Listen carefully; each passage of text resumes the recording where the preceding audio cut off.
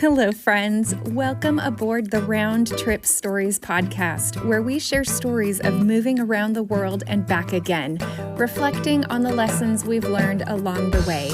My name is Melissa. And my name is Tracy, and we're so glad you're joining us for today's episode. Welcome back to part 2 of our interview with elite water polo player-athlete Branko Pekovic from Serbia. After 12 years of playing in Italy, Russia, and Kazakhstan, and with many medals earned, he and his wife decided it was time to retire to Serbia and to begin to coach. With their 5-year-old daughter and 8-year-old son in tow, they packed up Branko's international water polo life and returned where they weren't perceived quite as interesting anymore and needed to figure out how to manage life on their own without the perks of being a professional athlete. So, buckle your seatbelts and make sure your tray tables and seats are in their upright positions as part 2 of Branko's round trip story gets ready for takeoff.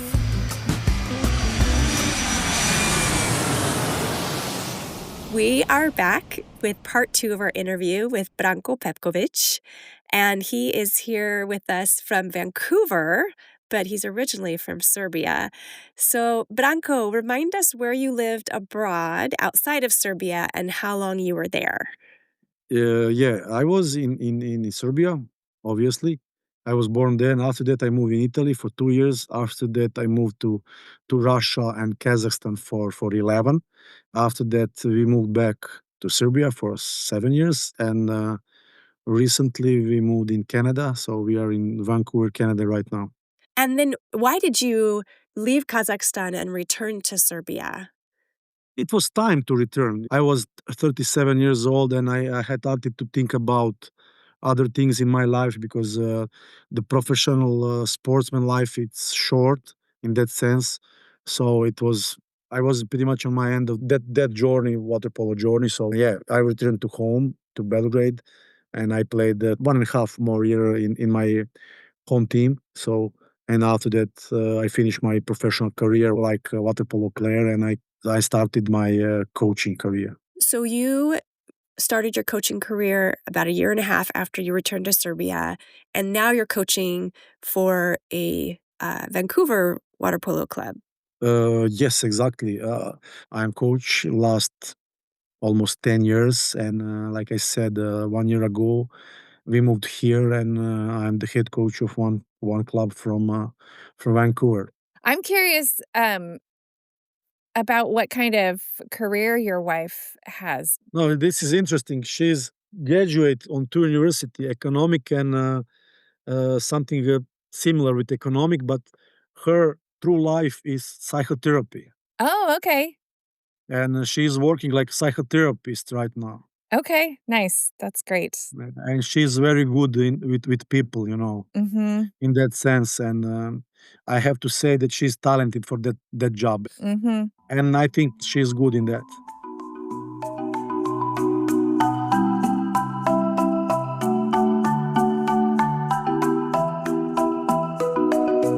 So tell us a little bit about your initial transition back to living in Serbia. We know that sometimes moving home is more complicated than people expect it to be. So tell us a little bit about what that was like. Exactly, you're right, 100%. For us, was very difficult because I was abroad for 15 years, and my family was abroad for 7 years. My kids never went to school in Serbia.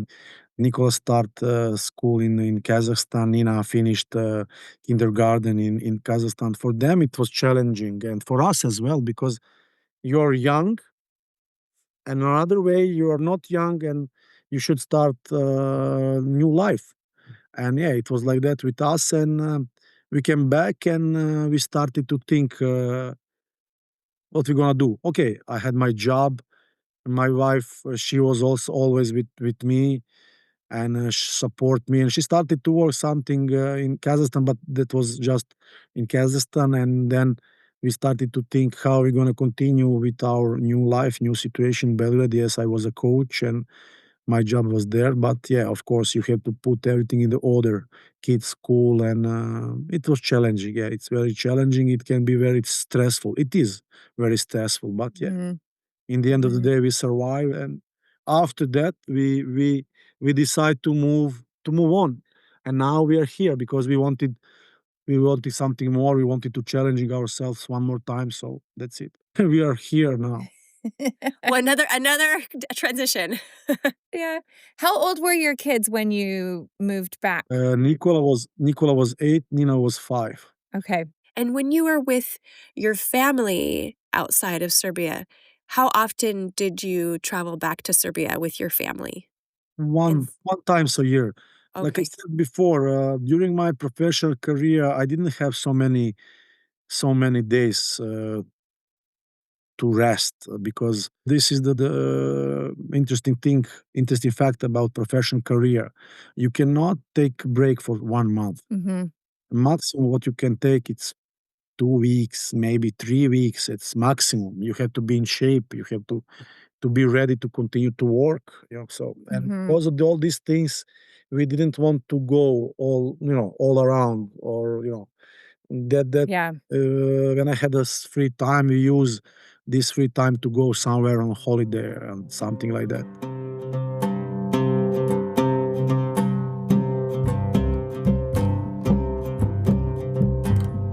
So tell us a story about something that was maybe the most challenging about moving back and adjusting to being back in Serbia. People, Mm. people, yeah. This is challenging because, like I said, you are for a long time abroad, and of course you have connections. Maybe you have family, maybe you have some friends and everything, but you are not there. And all the other people are living their lives, and nobody expect you come and everything is gonna be fine, everything is gonna be sweet and soft. No, there's a real life, and of course some people wants to help you, and this was the biggest challenge for us, to put everything in the order, like I like to say. And yeah, it wasn't easy, but yeah, we managed to do that. Mhm. Yeah, it's interesting how when we move to another country, the space that we leave behind with our family or our friends, it gets filled in. And so then it does make it challenging to come back and find our place again. Yeah, exactly. For example, you are abroad and you are going back just for holidays. And during that time, you are interesting to everybody because they didn't saw you for a while. They want to hang around with you. They want to speak with you. They want to see you, to hug you and all those things. And after that, after 10 days, you understand that the life is going on, that you have to Mhm. move with your life, and the other people has the same problems. They have families, jobs, and their things. So, and after that, you realize that you have to establish your position in the community. Yeah.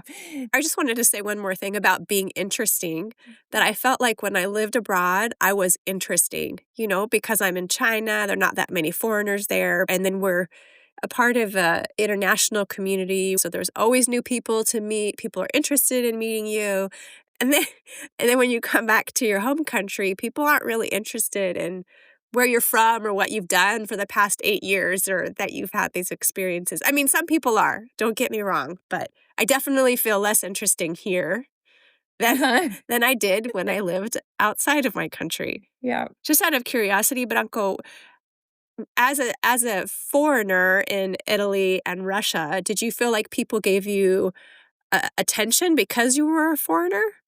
Uh, it's difficult to answer this question on the right way. I always I always had another type of job. I wasn't how to say, ordinary guy. I was a sportsman, and we had some another uh, treatment, and even Mhm. even among the people. Mhm. Don't get me wrong, but it was different. And did people sort of look at you like they were impressed because you were a professional athlete? Yeah, yeah, because you was there to give them something, what Mm. they missed or what they wanted to see. It's not ordinary job. Yeah. I respect everything, but this is something different, and this can be very tricky when you finish your career. if you're not ready for the next step. In the Yeah. sports, we have this advantage that we have to do just our job. Yeah. And the other things, some other people are doing, Yeah. Mhm. So it's very easy in the end. We brought you to play, to perform, and we're gonna do everything to helps you, to you and your family, to feel no stress, to feel fine. Just jump in the water and play. That's your job to do. And we're gonna think about other things. Uh-huh. You know what I mean? Yeah, and you're right that we don't get that kind of support in the rest I of like to say in the real life. yeah. And like I said, it can be very, very dangerous if you cannot understand these things on time. Yeah, so when you moved back to Serbia and especially, as you transitioned out of being the athlete, you sort of have 2 types of culture shock. You have being back in Serbia, and you also have just being a normal citizen, not this elite athlete. Yeah, yeah. For example, during my career, I can call my manager and I can call him, listen, oh, I have some bills to pay, go to pay it for me, or some these technical things. What in the real life you have to do by your own. And sportsmen, Yeah. they have these things uh, to help, but in the Mhm. end of the day, it's not help. And this is tracked as well. Mm. Yeah. If you too much relaxed, can be very dangerous for you then after when you start to live normal life like everybody else. And this is maybe the biggest challenge.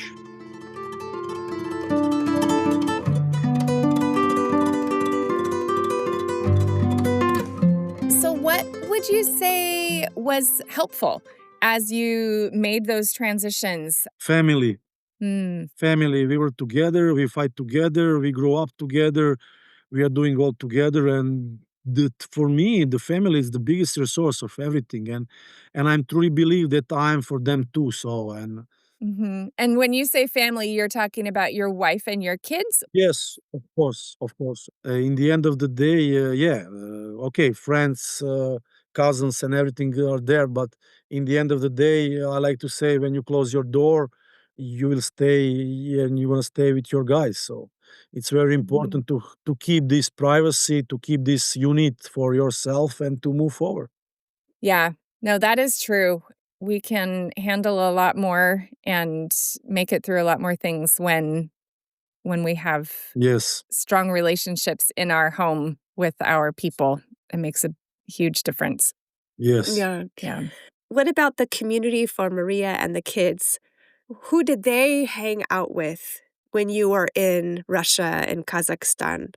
Like I said, we made so many friendships over there, and she was suffering a lot from the beginning, and she's a tough lady. And in the end of the day, she said, "We have to be together. We are the family, and let's go through all these things together." And I think it's very important to have this kind of support, and it means a lot for me even now. And if I'm thinking about these things, oh my God, I don't know if I can do one more time the same way. Now it's something different, but yeah, she had great sacrifice, how to say, Mm. for the Mm. family and for everybody, because I was traveling a lot there and there. She was with kids. Okay, our families help us with, her mom, my mom, they were there and there, but she got a lot of stressful situation with the kids and everything, especially because, for example, she wanted to be successful in her career as well. And she said, until you are playing, I put the things aside to Mm. support you, to support family. And then when you finished, I can turn around and I can do my job and everything. And in the meanwhile, we had 7 years in Serbia. She was there. She started to work, and she bring her on some level, and she's working here, and we are fine right now. Yeah, But it's not easy with all this support all around you. It's not easy. It's sure. not easy to accept new things as well. Yes. So if you were in Serbia and a professional athlete, would you also have your manager to pay your bills, the club or the organization to find you housing? and support your family like the W- w- supports you get in Italy or Russia? it can be like that. When I was in Serbia professional before Italy, I wasn't in Belgrade. I was in another city. It was the same. It was the same, even better. Mm. The same as being in Italy, or the same as being in Russia, the way they took care of you? Yeah, it was the same professional level of everything. And when I come back in Serbia, it was low level because I was in the end of my career, and I didn't want these things. Mhm. I wanted to be involved in my life in that sense. Yeah. You were mentally transitioning to knowing that I have to learn how to do all of these things on my own. And maybe sounds stupid, but it's important in the end of the day. No, it is, and I think that, like you said, it even though they're trying to make it easy for you, in some ways, it's like you said, it's a little bit of a trap. It's Yeah, yeah, you don't develop certain skills and yeah. things. This is the trap for all sportsmen.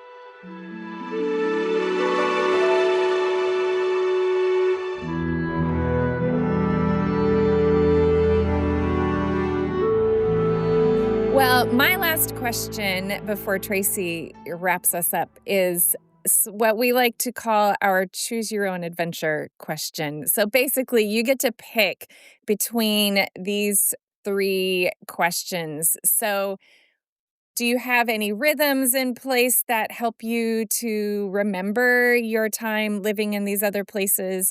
Or what do you do with all of the feelings and memories or relationships or love for the places that you've been?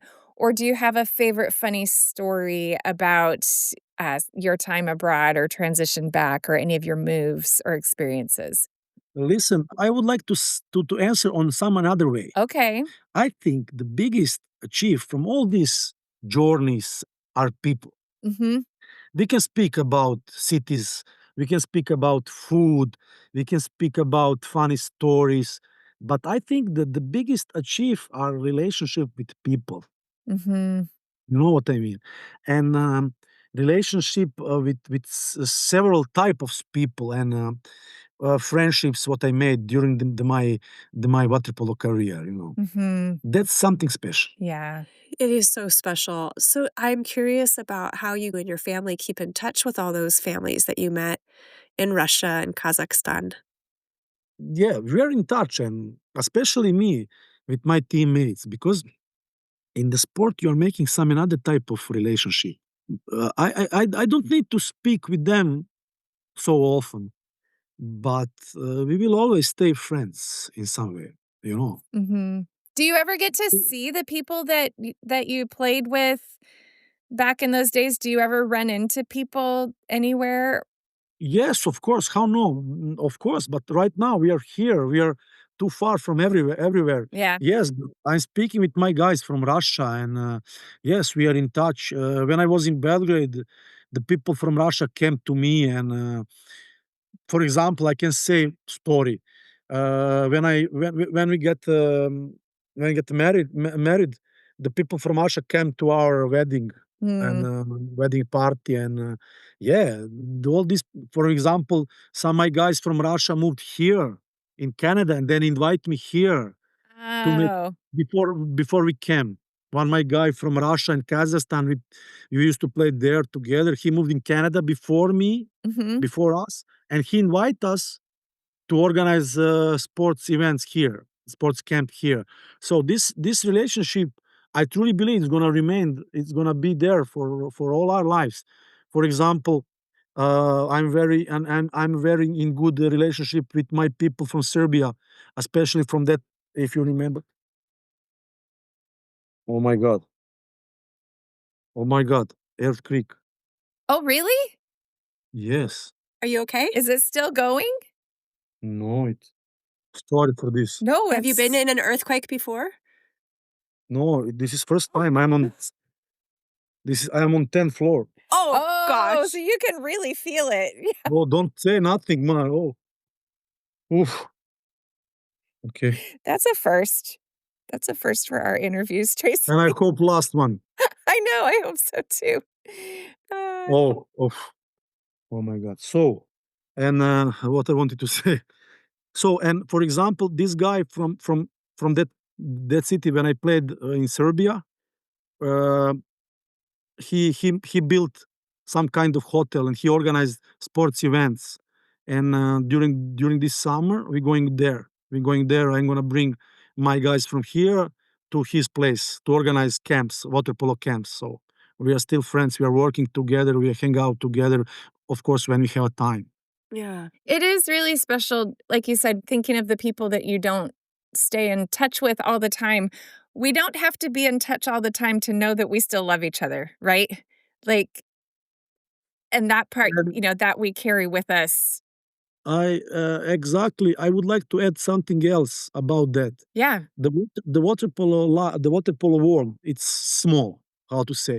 And for example, before I used to play against some Canadians player, and we fight together and everything, and we finished with that. No relationship in that sense. You know what I mean? We didn't hang out together, and now Mhm. when I moved here, I saw these guys after 15 years, and they came to me and to say, "Oh, brother, where are you? Come here." These kind of things are very, very nice Yeah. Oh, that's special. Yeah. because they know what we threw some things together. Maybe Mhm. we wasn't the friends, but we know each other and we respect each other even like opponents. Yeah. Uh-huh. And Yeah. this is something very valuable in the sport as well. I don't need to be your friend, but I have to respect you, and I hope that you're gonna respect me. And if I see you after so many years, I'm gonna come to you and I'm gonna hug you or Mhm. what's up, how are you? And these things for me, it's very it means a lot to me.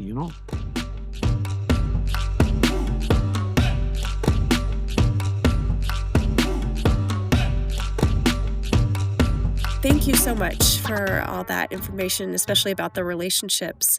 Um, you touched on this, but tell us a final story about how your time abroad as a professional athlete continues to add value to your life now. Uh, Most of all, from my experience, from my relationships, what we spoke about. Different cultures, different type of people, different way of thinking, of doing and reacting. Mhm. And these things helps me a lot to recognize maybe some new situations or maybe some new challenges for me. And I think it's very important right now in my life. So and I can accept even some bad things much more easier than before. Mm. Mhm. I like to speak with my guys. And when I speak with Nicola, Tracy, you know him, and I said to him, "Listen, I'm not clever than you are. Different between me and me, and I just have some more experience about something." And yeah, this means a lot, especially if you saw all these different things all around the globe. And if you're sitting in one room, you don't know what's going on in the next room. So, and yeah, this open mind means a lot for me and for my kids too. Hmm. Yeah. I don't know what is gonna be tomorrow or after tomorrow, for how long we're gonna be here, but yeah, Mhm. we're gonna be ready for new challenges. That's for sure. Yeah. That's And good. I'm trying to implement all these things in my kids because, like I said, the world is global village. Mhm. Elliot, Nicola met each other last summer, and I hope that they're gonna stay in touch for long. You know what I mean? It's Mhm. amazing, amazing thing for him. I have to say, I had some exchange students here from Italy, and I'm speaking four languages in my team right now. I'm speaking with Nicola, okay, Serbian. I have Italian guys exchange students here. I speak with them. I have Russian boys. I have English guys. So it means a lot. And he is in touch with all these guys, and he gonna stay in touch with all these guys. I think this is valuable. I Mhm. think this is worth it. Even when you have some difficult times, when you suffer, and I think in the end of the day, it's worth it. Yeah. It's much better than to sit on one chair all your life. I like to say. That is good. Yes. It is better. You cannot know nothing before you try. Right. Mhm. We don't know what we're missing unless we try it. Yeah, of course. And this is the beauty, because you can expect something new, something nice.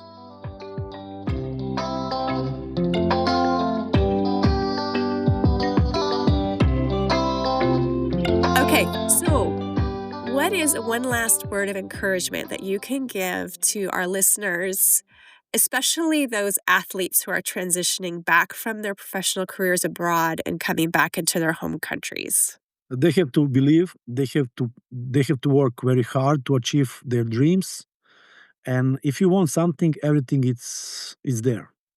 And never stop to fight, never stop to fail, and to get up and to move forward. And that's it pretty much. And this is the beauty of the life, Hmm. you know, because all my these journeys, I'm here with you guys. Yes, our journeys have intersected. Yeah, yeah, So the Yeah. same um, grit that professional athletes have when they go overseas and they still get up, they still fight. They can use those qualities when they return to their home country as they're getting settled in. yeah, yeah. And through to the sport, they can learn a lot of good things for their life. And this thing, I like to say fight, but it's not fight, but to work hard. And Mhm. it's good, it's good. And now when I'm a coach, I'm learning my kids in my club to use sport to learn how have to deal with the problems in the real life Mhm. tomorrow, with families, with relationships, I mean, at the job, and and this is the beauty of the sport as well. Yeah. And because in the end of the day, I get all these things because of my sport. Yeah. Mhm. Water polo has given you a lot, Yes. and you've given a lot to water polo. I truly believe, and I'm gonna continue to give back. Branko, thank you so much for taking the time to interview with us, even through an earthquake on the 10th floor of your Vancouver apartment building.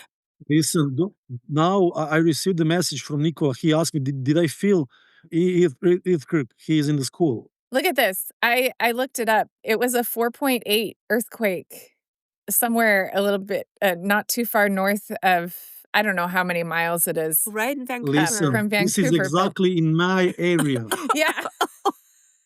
This is a So very memorable interview, Branko, not just because you're an amazing person to interview, but because you went through an earthquake during it. I couldn't end of my journey here with you.